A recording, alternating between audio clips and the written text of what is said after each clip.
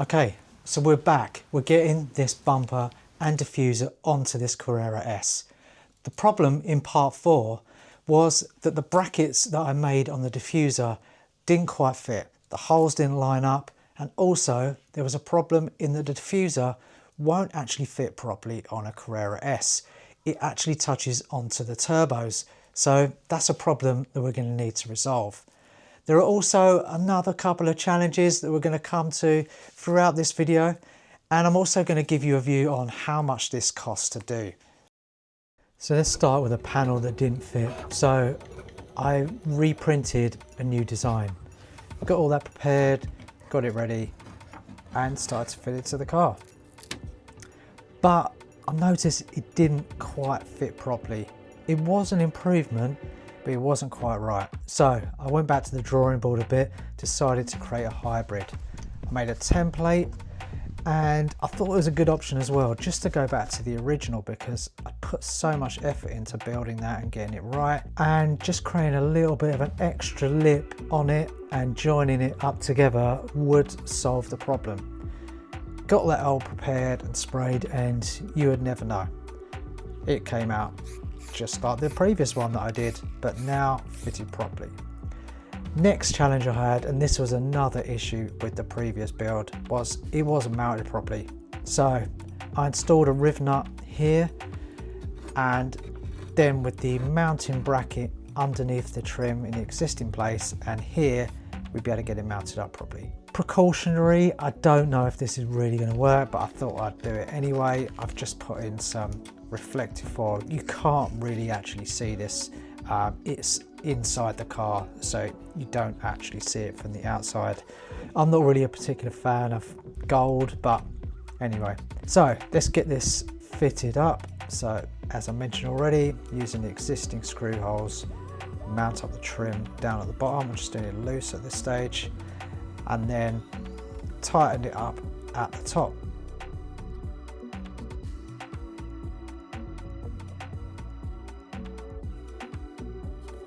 And that fits perfect. Now I spotted this Matt Armstrong video that's only just come out, and he's took off the bottom of his GT3 just to do a service. Now here you can see the mounting points, but interestingly, where it's mounted at the back, I don't have these holes, and that would have made a difference for me actually. I didn't want to drill holes in my one, but they're on the original. And you can see here they hook to this frame under here. This is where I've had to make my own brackets.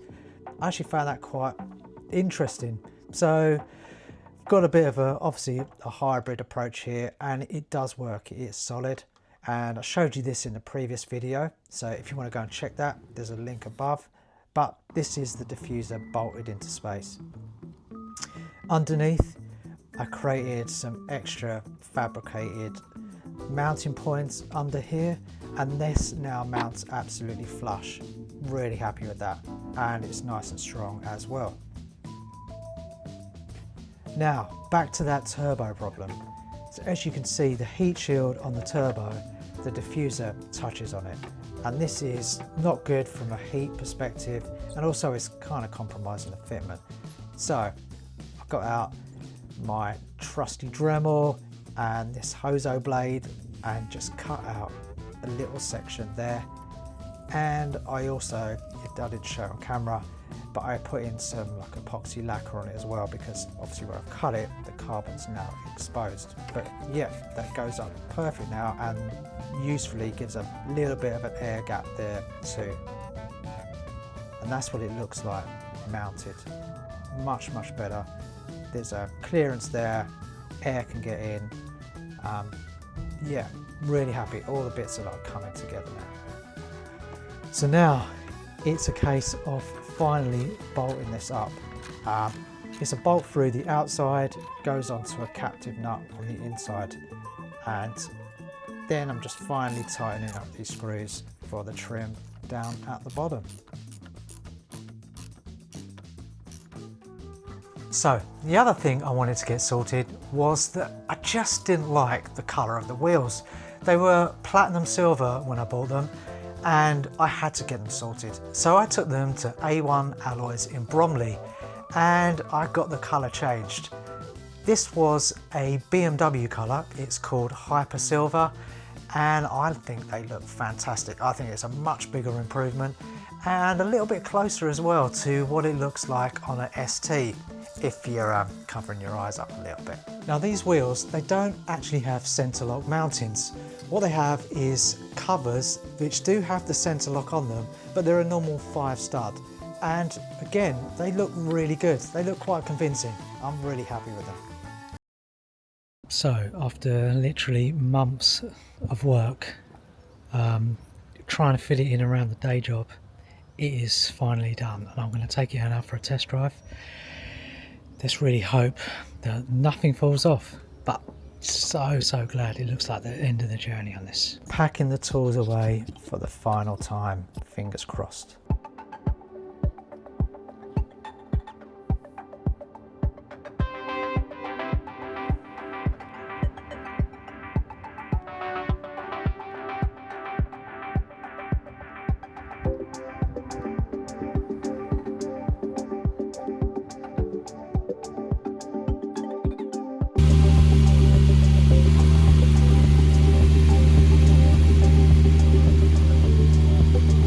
Bit of a recap, and you can watch all these on the previous videos, but I wanted to go from this to this, and I bought this kit off of eBay, and it wasn't the most perfect kit. It arrived, all the bits were there, and now it's all fitted after quite a few months of work. And look at the state of that bumper. Got the exhaust on, diffuser, pane, and it doesn't sound too bad either. Printed some terrible parts, then printed some good parts, and finally got them finished and installed on the car. And here's a little walk around. It wouldn't be a proper car YouTube video, would it, if I didn't tell you that I've got some other issues to resolve. One of them, since I've had the wheels done, I've lost all the tyre pressuring sensor readings, and the other one, I'm not showing it here, but I've got an LCA warning, which is lane change assist. It only comes up after about 20 minutes of driving, but it's definitely related to the bumper. I'm going to need to get an all-tail or something to resolve that. Well, that's it. The car is finally done, and I really hope that you enjoyed watching this. Please give me a like, give me a subscribe. Anything like that just goes towards help supporting me make more of these videos if you enjoyed them. I'll put a link to the playlist so you can watch the other episodes and how and where I actually found the parts for the bumper. But before we finish off the video, let me just show you exactly how much it all cost to put this together. So let's break down the costs.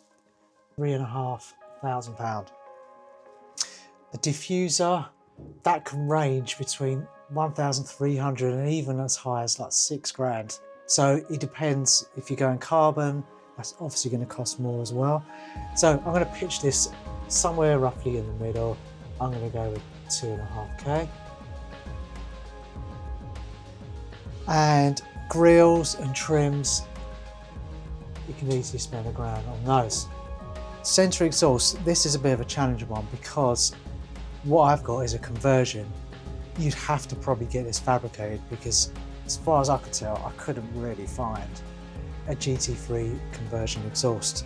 But an exhaust is probably going to cost you £2,000 to £3,000, and if you're going to go for a really good one, definitely upwards of that. So let's go with 3k. Paint and repair, that's easily going to be £2 grand from Porsche. Used examples, you could probably get a bumper around about 800, maybe a little bit upwards. Diffuser, I've seen at 1,300. Grills and trims, 500. Centre exhaust, again, I just don't think you're going to find one of those, so I think you're going to have to get one fabricated. And paint and repair is going to be roughly similar. So what did I spend? Well, all of this stuff here I got as a package, and I paid £2,000 for that. And paint and repair, I paid £1,400. So, obviously, as I expected, it did come in cheaper when I did it myself. I'll just tot up quickly here on the miscellaneous. So I had brackets and fixings, PET G. I did the exhaust and Cerakoting, so that was £170. The wheels were about £480. I couldn't have spent more than maybe £30 on that. Brackets and all the prototyping, I probably spent about 200 quid on in total of all the various little bits of fixings. And I obviously bought the scanner, but I'm not going to include that because you might have that if you were going to do this yourself. But the scanner, that cost me £1,300.